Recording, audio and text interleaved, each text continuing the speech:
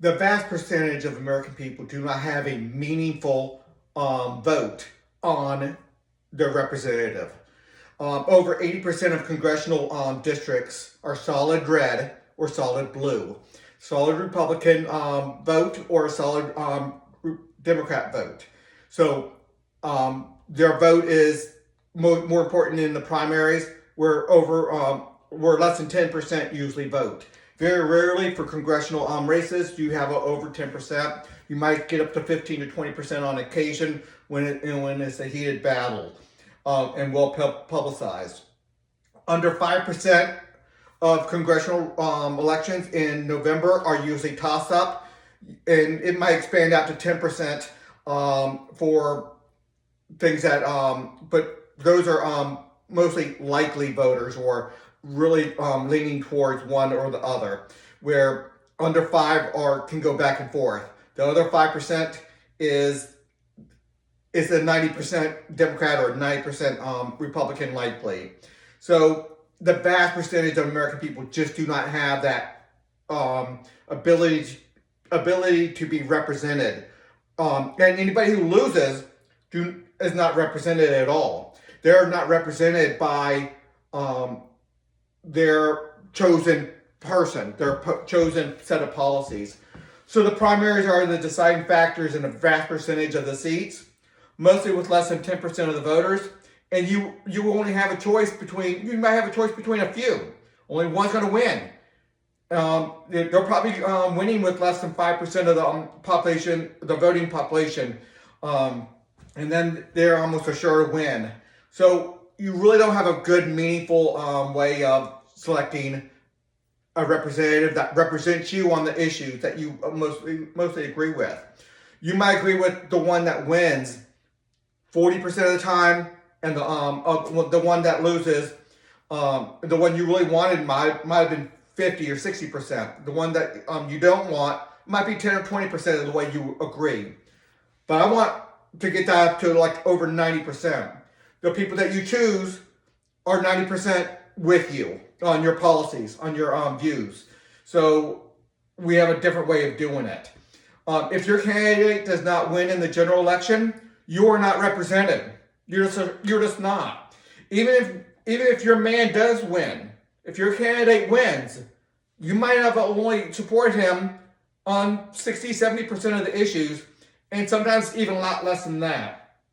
So does he really represent you completely? He might represent you on education, but not so much on the military or the police or healthcare or the environment. So a lot of areas of government. So you have to pick and choose. Do I want to pick this candidate because I like him on education, or that candidate because I like him on environment, or maybe banking laws, whatever. And most candidates don't even have a clue about what they're talking about in a high majority of what they're voting on. They just don't have the time or the expertise or the experience, and you can't. There's not a way to have that much experience and expertise on that. If you're 60, 70 years old and been in government all your life, your experience and your knowledge is so separated between the different areas of government that you just don't have enough knowledge to do it. Consider having a dozen choices of organizations, each built around a worldview, their policies, and you might like half of them generally, but you get to narrow down. So you might have the Republicans side or the Democrat side, Libertarian side, the Green Party side, and then each one of those broken down even further. You get together with 5% of your fellow citizens, and you can have a representative agency. And then you do it per sector. So let's talk about per sector in a minute. We'll get there. So Republicans, Democrats, Green Party, Libertarians, Reform parties, many others will grow up. They're not out there now because they would be third party and they would just be taken away from the majority.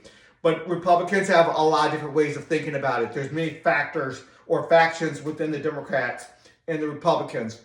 Many, there's dozens of factions within the Libertarian Party, and they have such a small percentage because they never win, so nobody wants to go with them. They'll go with the Democrats or the Republicans because That's where the winners are, and that's the bad part about a two-party system. Many good parts of the two-party system, but there's many bad parts about it as well, and I think we can do a lot better. Let's keep on going. And every citizen would be able to select their organization per sector of government, per area of government, whether it's environmental law or whether it's through roads or through the military, the police, the prisons, the helping the poor. You get to pick under this reform competitive representative agency per sector. So not only there's a dozen agencies per sector. Let's go through some of that. And then helping the poor, we get rid of welfare altogether, in my opinion.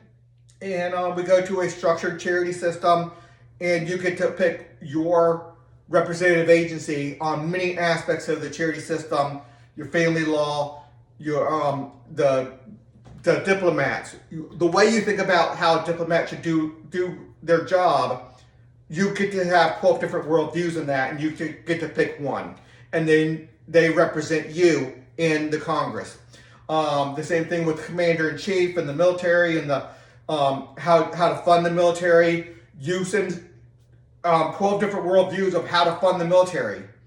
They all and you pick which representative agency you want. They will send out representatives with their percentage of the people that selected them, and then they vote how to and set up a system to fund the military. Same thing with the police, same thing with the prisons, the courts, healthcare, financial systems, the banking system, HR laws, and minimum wage laws and all that stuff. You get to pick based off of, you have a dozen views on HR. You get to pick which one you want to select for representatives in just HR. Or the environment. There's a lot of different views on the environment. You pick a representative agency just on that environment, or just on the roads, or just on how to deal with land and water. Let's keep on going a little bit. Your selected representative agencies would send a congressman or state legislator with the exact representation of the people who selected that representative agency. It might be 7.897321% of the vote. That congressman goes up to the Congress and has that percentage of the vote. It might be 19%, it might be 6%, but whenever you switch from one representative agency to another, that power changes their percentage. So when you make a change, that's a real change. Now, it might be 1 out of 100 million, 200 million or so in Congress. It might be out of the state of Virginia, it might be 1 out of 8 million, or 6 or 7 million probably voters, whatever that is. In the city council, 1 out of, let's say, 200,000 or 50,000 for a little town or something. So there's a lot there. But your vote changes that percentage that they go up to Congress with. A lot more to see at Haley2024.org. Until the next video.